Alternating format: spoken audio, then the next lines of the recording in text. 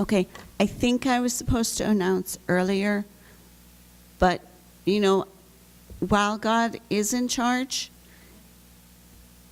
I take full blame for the things that I get wrong. So I think I was supposed to announce earlier that we do have a guest speaker, Zachary Rodriguez. Today's scripture is Matthew chapter 24, verses 37 through 40, and it is on page 1539 in your pew Bibles.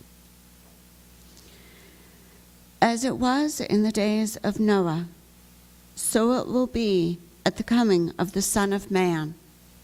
For in the days before the flood, people were eating and drinking, marrying and giving in marriage, up to the day Noah entered the ark.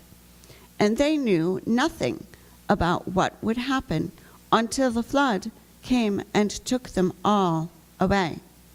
That is how it will be at the coming of the Son of Man. 2 men will be in the field. One will be taken and the other left. This is the word of the Lord. Dear Heavenly Father, we thank you for your love. We thank you for bringing us all here together. Please open our hearts to what you will have Zachary Rodriguez speak to us, and open our hearts to all that you would have us here today. In Jesus' name, amen.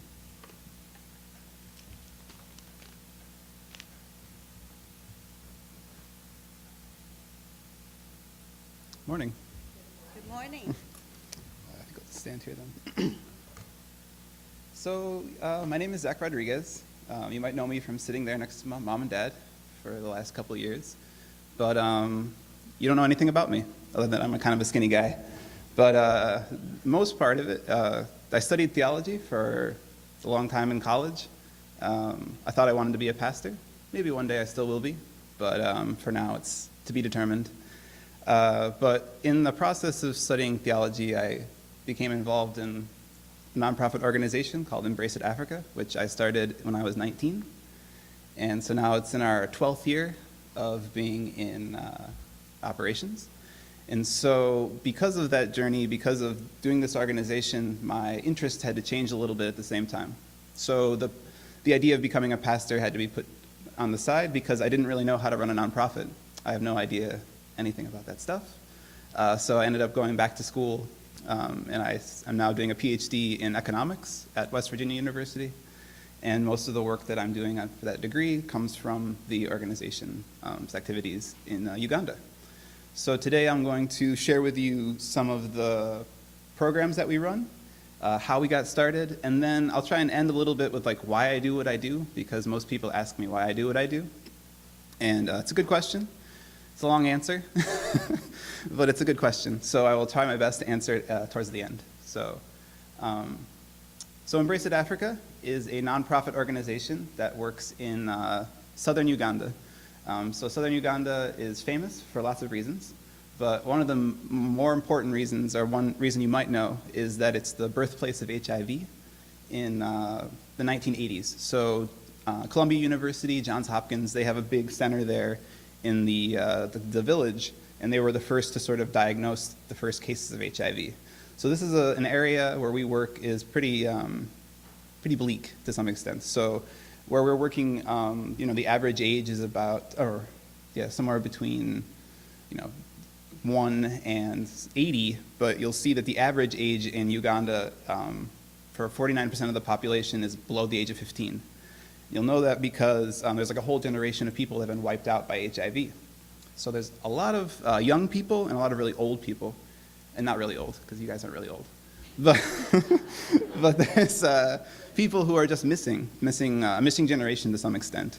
And there are lots of problems due to that. And so our organization has an interest in trying to meet some of those needs that are in the community. And originally, my whole interest in going abroad was from microfinance. And microfinance is an interesting idea first made popular by Muhammad Yunus and the Grameen Bank, which is in Bangladesh. He won the Nobel Prize for this work, I want to say 20 years ago, and he wrote a book called Banker for the Poor. I read that when I was 17 and decided that I could do what he did. It turns out it's a lot harder, and it's really, really hard actually, and I've had to learn a lot along the way. First of all, this isn't the first place we tried to start an organization because, I was, 18? I was going to anybody who would listen to me saying I'm going to start a bank. I'm going to start a bank. People said, wait till you graduate from college. You're a theologian. You don't even know what you're talking about. But I didn't listen to them, thankfully. And I met a woman in Buffalo, New York, who put me in touch with this community in Uganda, and I just took a plane ride and went. And so from that first trip in 2008, we started the organization, and since then it's just been growing and growing. So right now we're working in 3 specific areas: economic development, public health, and education. Obviously those are like the main tenets in my mind for what is community development. Community development isn't one of those things, right? So when I first went to Uganda, the interest was to do microfinance. But if you give people a lot of money, they don't have an education, and they have poor health, really, what are you doing? Nothing, to some extent. So that meant that I had to reinterpret what it meant to do the work that we were doing. And so that meant developing initiatives that were more developed for the whole community, not just for those who were entrepreneurial or those who had the ability to work with a microfinance institution. So that's sort of how we got started. I think I'm jumping a little bit ahead, but for the most part of it, what we're doing is working with the community, but then we also offer a lot of opportunities for university students to volunteer with us, and they come abroad and have a wide range of different projects that they do with the community there. So just to be clear, what I'm talking about, we're there in Uganda, in the Lake Victoria.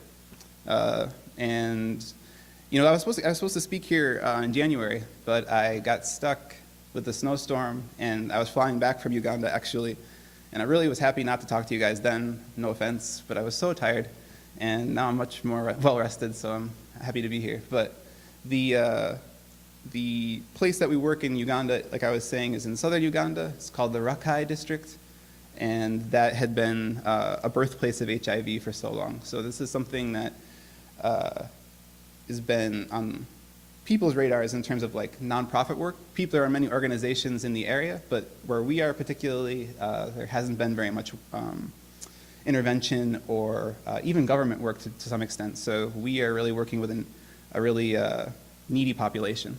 And so give you a little bit of timeline about like how this organization works, because I was actually writing this up and I thought, wow, it's kind of a strange timeline. But my first interest in coming to you to do this work was all about microfinance, about loans and savings. That's about as fundamental as I can think of an institution that societies need in order to build a business, build trust in their community, build trust in their neighbors. Because if you think about it, even earlier banks were people you knew. They were your communities, they were your friends, your family. And that's kind of what the microfinance spirit is in the developing world these days, is that it's more about the community banding together and figuring out its problems for itself. But under that assumption is that like these people won't be corrupt and they won't steal your money and they won't hurt you. But in a proper institutional formation, the idea that a bank can mitigate all those risks is why the idea has become so popular in the developing world. So that was the initial inertia for going to Uganda in the first place. But like I said, we got there and realized that the place is very different. Money isn't the only problem. Economic development isn't the only problem. So that meant that we had to really sort of redesign what the organization was going to do. And so to do that, we were thinking about working with, we now work with an orphanage and primary school to try to assess some of the education needs in the community, and then implement interventions to do that, to affect those children. And then we also do, we're building a health clinic that's going to open here in the next few weeks, which is going to be madness. They're really exciting, and I'll tell you more about that as we get to that part of the presentation. But You know, our first initiative, as I was saying before, is on sponsorship and with the Bethlehem Parents School. And it's really important for me to really stress the community link that I have with people there. Like, I got super blessed with the community that I work with. There's a guy there named Sarawangu Fred. He is the one who started this school, and he's actually pictured on the far left. Can't really see him, but he's great. He's really helpful. He's been my best friend now for a long time, and he and I have been developing the vision of the organization together now for a long time. So everything that we are doing is in complete conversation with him and with the community members that were there, because there's always this strange approach in development work where you want to do Americanizing of certain areas or making them more like us. And you see those sorts of things fail fairly quickly because they don't have the community edge or the community buy-in that was supposed to be there. And so we've been so successful, I think, because that has been my interest from the beginning, is that if I don't have any idea what it's like to live in Uganda all the time, right? None of us do. And so to understand that, I have to really live there and immerse myself in what it means to be there. And so, while at the same time, keeping my roots in America, because that's how the organization functions best, when someone is here and someone is there, and we come together to make it work. So that's just to preface the importance of the Bethlehem Parents School, because it is both a fees-paying school, but also it has about 250 orphans that go there who have been orphaned by HIV. And so they have a lot of costs, because they have these kids who aren't paying tuition. And so we help them by finding those kids sponsors, and then we also help by building, we built this campus for them. So the primary school has 7 grades, P1 through P7, so first grade through 7th grade. And some of the students stay on campus too. They're boarders. So there are boys and girls dormitories at the school. And they didn't really, so when we first got there, there was none of this there. It was just these sort of like bare brick buildings. And so we spent the first few years of our organization's existence fundraising for more infrastructure at the school. And because of that, and because of our commitment, I think, to the sponsorship program, Bethlehem Parents School now ranks 3rd in the district, in the top 200 in the whole country, which is pretty impressive, if I do say so myself. And I'm pretty proud of them, and they keep getting better and better every year. So in our public health initiative, we have 2 different things going on. So one thing is we started a Nakagongo Wellness Group, is what it's called. This is a group of widows and widowers who were widowed by HIV in some sense. And because HIV is you're ostracized from the community if you have HIV. There's a lot of stigma around it, and it's really difficult for these women to survive. And so we connected with this group, and we support them through mental health counseling. We also do hygiene and food initiatives. And then there are a few different projects that we've started with, like passion fruit and piggery. And so these women, they work together as a cooperative, right? And so they're pooling in all their money together for these projects, and then they're distributing the money based on work or based on need, because a lot of these people are very sick, so they have to go to the hospital, they have to be taken care of all the time. And so these projects give a sense of security for the women who are sick, but also gives what I'm hoping for, which is empowers the women to continue to live with HIV, because the stigma is that you get HIV and you're going to die, but that takes a little longer than you would think. People rarely die of HIV. They die of something else, like pneumonia or the other thing that got them sick. And so it's more about keeping yourself healthy and keeping yourself clean, literally. So we definitely try to push that to the women through the mental health counseling to encourage them to live, because you can live for a long time with HIV as long as you keep clean and healthy. So this is one group that we've been working with now since 2011, but coming 2016, they really don't even need my help anymore. They have a nice nest egg that they use for their own loans and within themselves, and they've also exemplified by the member of parliament of the district as a staple HIV program. So they're doing great. They're rock stars. they're really great women. So yeah, they're doing awesome for themselves. And then, as I was saying, in 2015, we started building this clinic. And this was a massive undertaking because I have any hospital administration experience whatsoever. I had to really learn a lot to understand what this meant, because we had these donors who wanted to build a clinic for us, and we have these people that want a clinic, but I really don't know if it's necessary, right? You don't know if they really need a clinic. What does that mean? So it took a lot of assessment, a lot of interviews, a lot of surveys to understand what we were going to do. And so what we're doing now is working particularly with children. It'll be a pediatric clinic to begin with, but it'll eventually, you can't keep people out of a clinic, so it'll eventually be a community clinic. But the idea is that we're going to be an outpatient clinic with some inpatient beds to sort of help with some of the minor health issues in the area, but at the same time, we're also instituting this new model into the clinic, like the clinic operations, because it's a cooperative clinic. So most clinics are private or public, right? You see them in lots of places in the world. But what's different with our clinic is that it's a cooperative clinic, wherein people have memberships of the clinic that act as insurance premiums. So this is a way for us to start implementing health insurance into the community, because insurance is not used whatsoever right now.